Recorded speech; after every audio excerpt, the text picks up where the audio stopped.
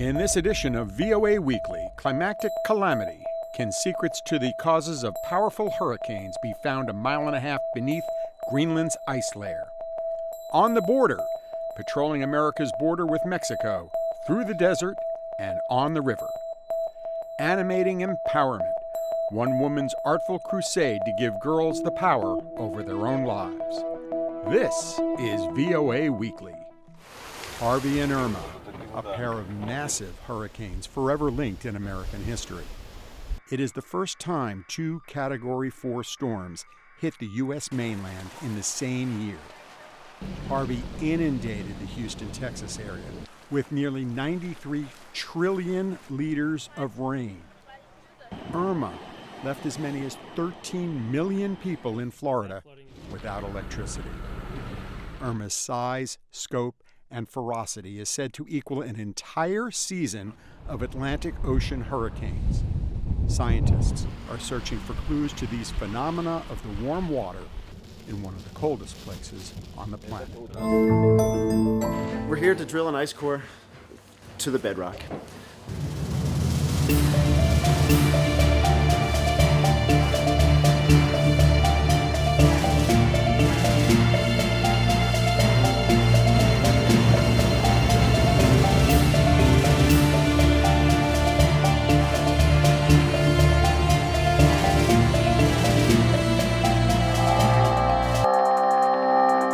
Minus 28 there, and just come in and look to your right, you'll see an ice core, I think.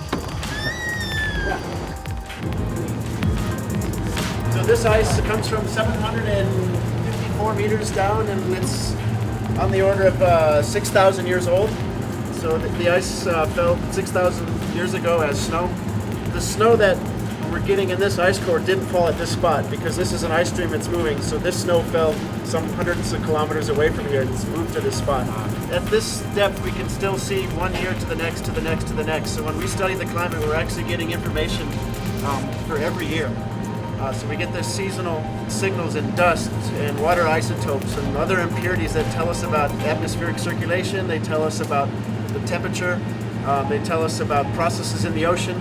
And then the bubbles, which you can't really see, the bubbles will give us the concentrations of constituents in the atmosphere: methane, carbon dioxide, nitrous oxide. So we are pulling these cores out, and the bubbles have 60 times atmospheric pressure, then the ice can't hold it. So it becomes explosive, so it starts to crack on the table spontaneously, and all the gases escape. And as a driller and scientist, it kind of breaks your heart when you do all this. You get these beautiful cylinders up, you put it on the table, and it starts to just pop, pop, pop, pop. You can hear it like Rice Krispies. And that's what we call a brittle zone. And it's really, really terrible as a glaciologist to watch this perfect core disintegrate in front of your eyes.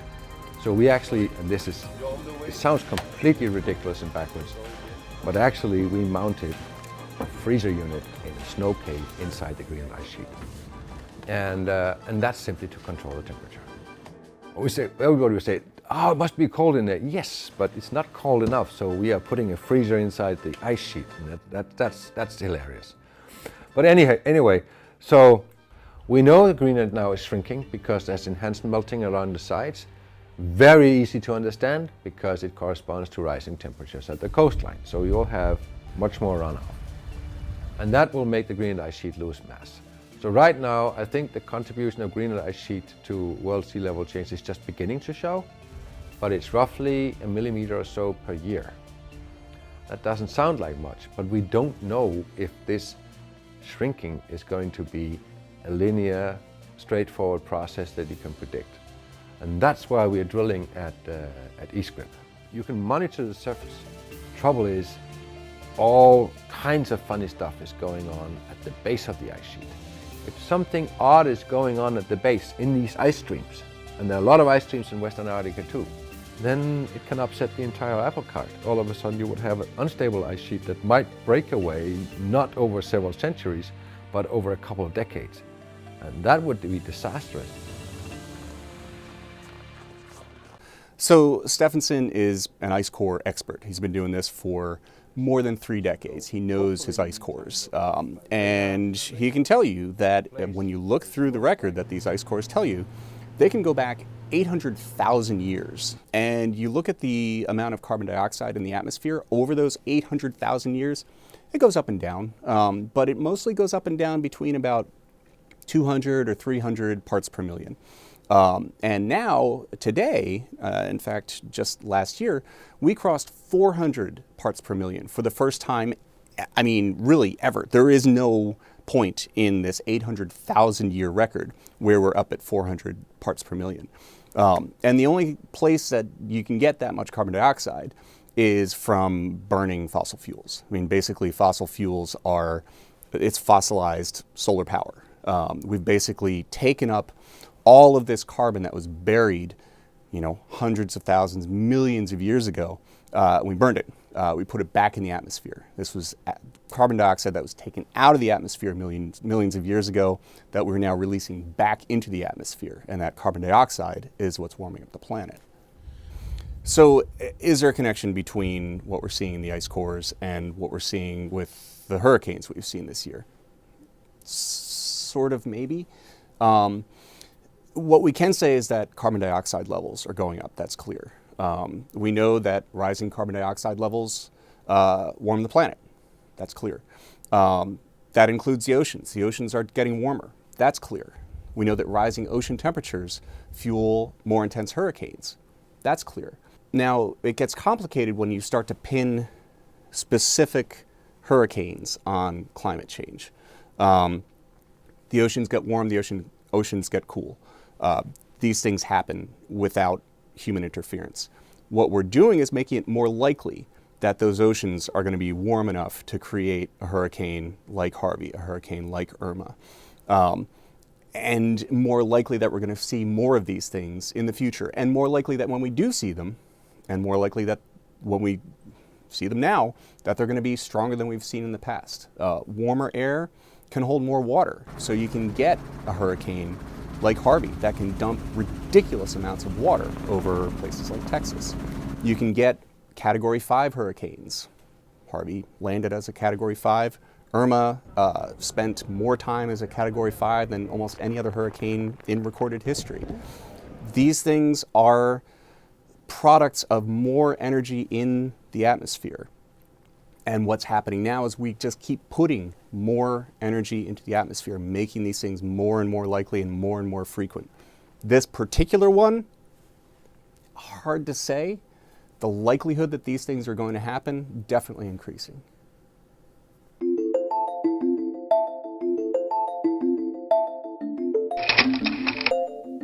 This is carbon dioxide. Carbon dioxide acts like an invisible blanket around the planet.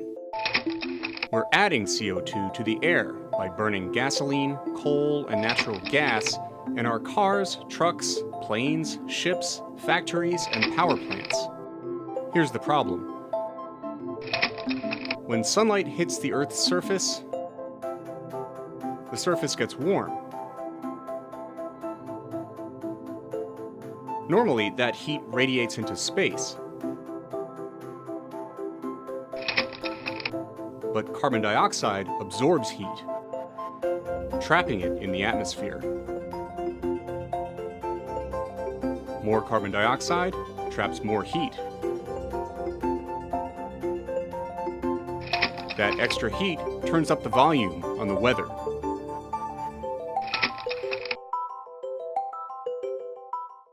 The U.S. National Hurricane Center categorizes storms on a scale of 1 to 5, based on the storm's intensity and sustained wind speed. A Category 1 is the lowest level, with minimum sustained winds of 119 kilometers per hour. It usually brings a storm surge reaching as high as 1.5 meters.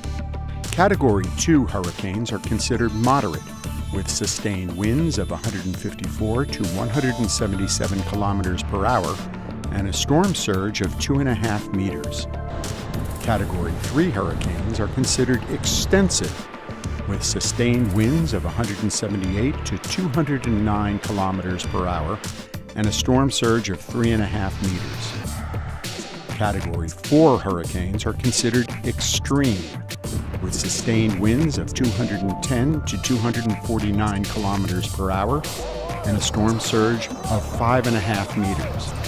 Anything more than 250 kilometers per hour is a Category 5 hurricane, considered catastrophic, bringing storm surges higher than 5.5 meters and requiring evacuations of areas within 15 kilometers of the shoreline.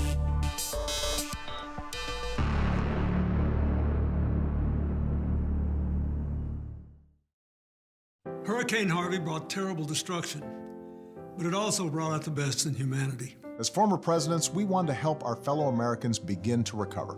Our friends in Texas, including Presidents Bush 41 and 43, are doing just that. People are hurting down here, but as one Texan put it, we've got more love in Texas than water. We love you, Texas.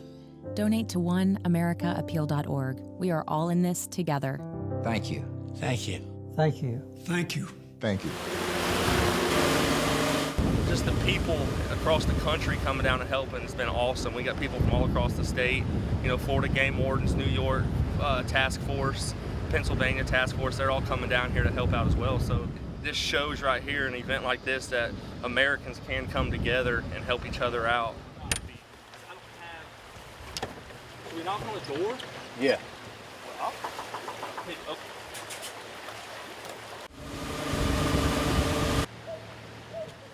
Right now we have volunteer efforts from everybody across the state, people with boats, big trucks, buses, donations, everyone just pitching in to help. If the Democrats and the Republicans can't understand that a bunch of people who have 9-to-5 jobs come together and rescue people in the greatest time of need, they need to get together and they need to work together like we are. Let me be very clear to Democrats in Congress who oppose a border wall and stand in the way of border security. You are putting all of America's safety at risk. You're doing that. You're doing that. My administration will never back down in demanding immigration control. The American people voted for immigration control. That's one of the reasons I'm here. And that is what the American people deserve, and they're going to get it. President Trump sets the policy. We went to the U.S. border to see how immigration policies are enforced.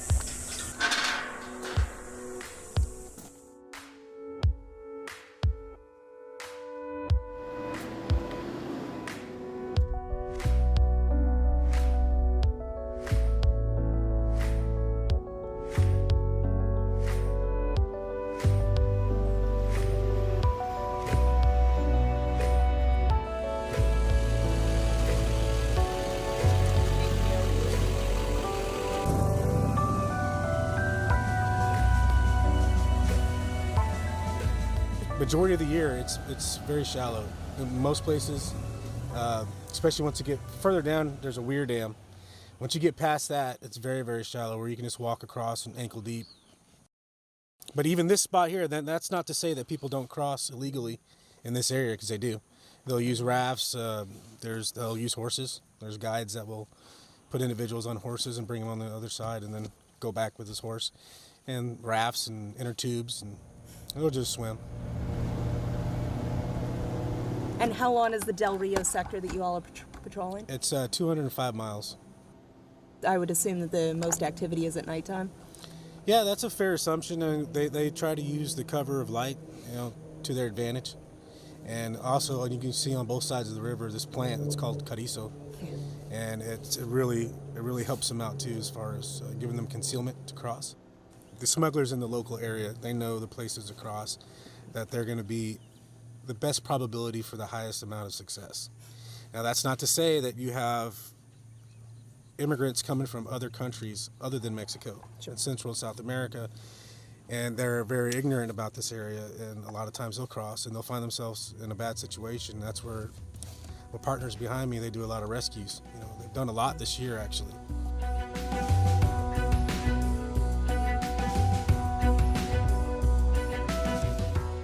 for us here in South Texas, the summertime temperatures here are going to be well over 100 degrees, the 105 to 110 during the summer. Very blue skies, bright sun, very little relief from that in terms of terrain. Most of our area, there's not forest and coverage like that, so if you're out there walking across the terrain, you are out in the elements. This particular terrain right here it's very difficult for us to work in. It's very dangerous for the aliens who try to come this way. But when they do, it's especially difficult for the agents to track them just because of the terrain here. It's mostly rock. Normally it's the dehydration that they succumb to most often. In the whole immigration chain, you have the person that wants to cross the border. And unfortunately for them, the smugglers look at people as a replaceable commodity.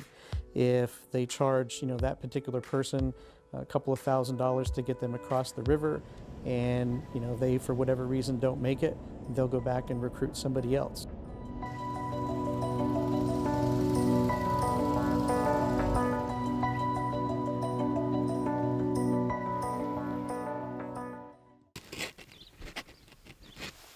After traveling for around 21 days in the upper Mississippi River Valley region, I can understand why some people say that it is one of the most beautiful parts of the country. I traveled and lived in very small towns in this area, met many interesting people. Since I was a kid till now, it's different. When I was a kid, we could go out and play football, baseball, basketball, whatever, the neighbor's house, we didn't think twice about it. We didn't talk about terrorism. We didn't, that wasn't on the back of our mind. Now it's spread out, you know what I'm saying, where it's here. I believe there's ISIS in America today. It's just we don't know who they are. We don't know where they are.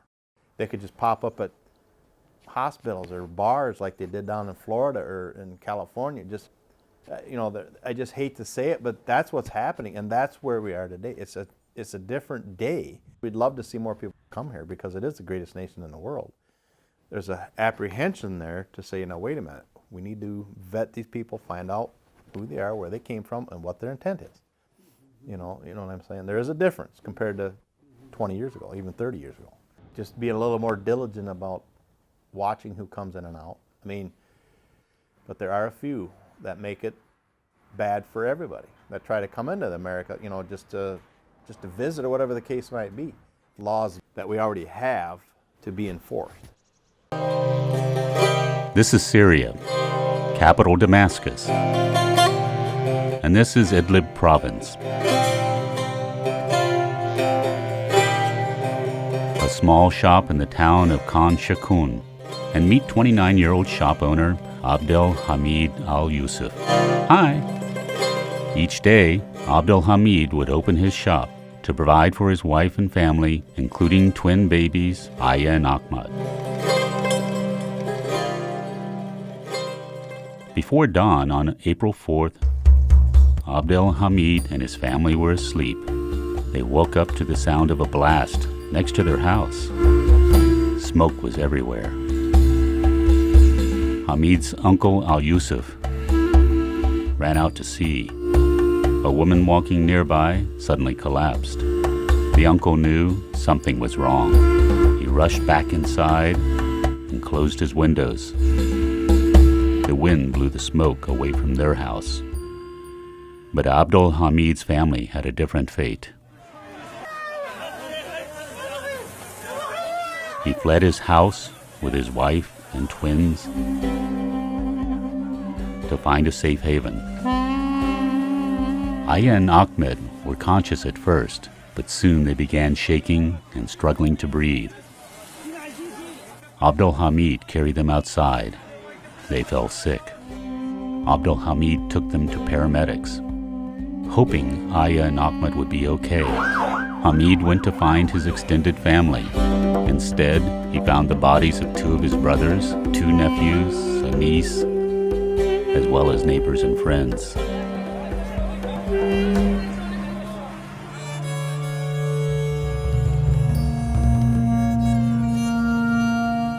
Those who were still alive were shivering.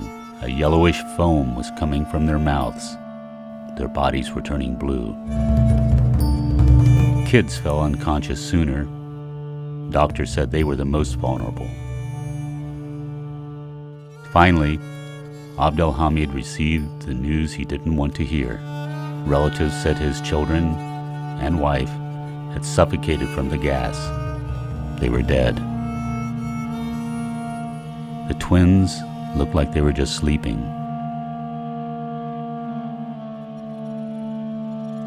Abdelhamid hugged his children for the last time before burying them.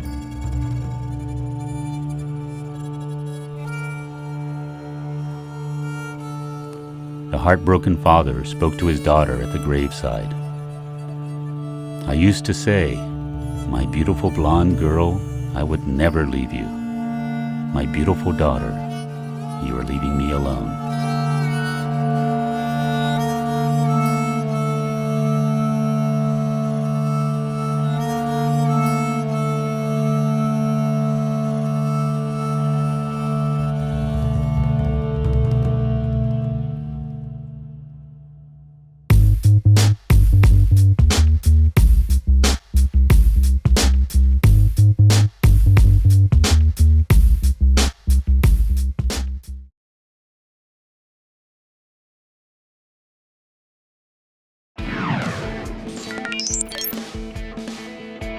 Some political jargon used in the US can be pretty obscure and hard to figure out. Well, not this one.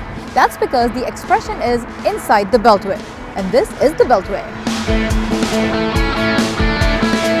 The Capital Beltway, officially designated Interstate 495, is a 64-mile superhighway that rings Washington, D.C. and several close-in suburbs.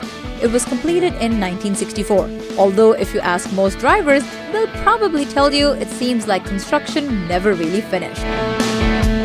Like in many cities around the world, the circular beltway was supposed to lessen traffic jams, and in Washington's case, provide routes for transporting military equipment in case of a national emergency. Good luck with that. These days, it looks more like a parking lot. But the Beltway did more than just give commuters something to complain about. It also became the perfect metaphor for this decades-long feeling around the country that lawmakers and power brokers in Washington, D.C. are completely disconnected from the needs of the rest of the nation. This is Washington, D.C., and this is the Beltway. Everything in here is inside the Beltway. Everything else, basically the rest of the entire nation, is outside the Beltway. It's easy to see how those inside the Beltway seem literally cut off from everything else. Politicians have been running against the evils of Washington, D.C. ever since it became the nation's capital, which is ironic considering how many of them spend so much money and time to get elected and just stay here. Cheating politicians, wealthy lobbies, connected contractors, or self-serving media. Saying someone is inside the Beltway is just another way of saying they are part of the problem, not the solution, and need to go. In any case, if you want an effective campaign attack in American politics, all you have to do is say that your opponent is inside the Beltway, and everyone will know exactly what you mean.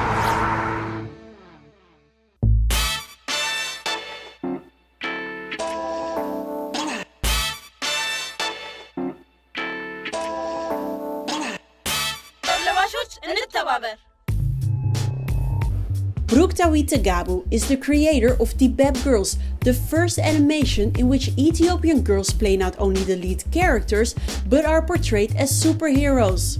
Tibeb means wisdom in Amharic. For me, it was very important that to have, girls who look like me and who look like my child to be on the screen, playing very good role model.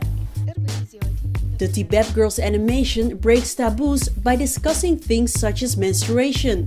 And in the first episode, they save a girl from child marriage.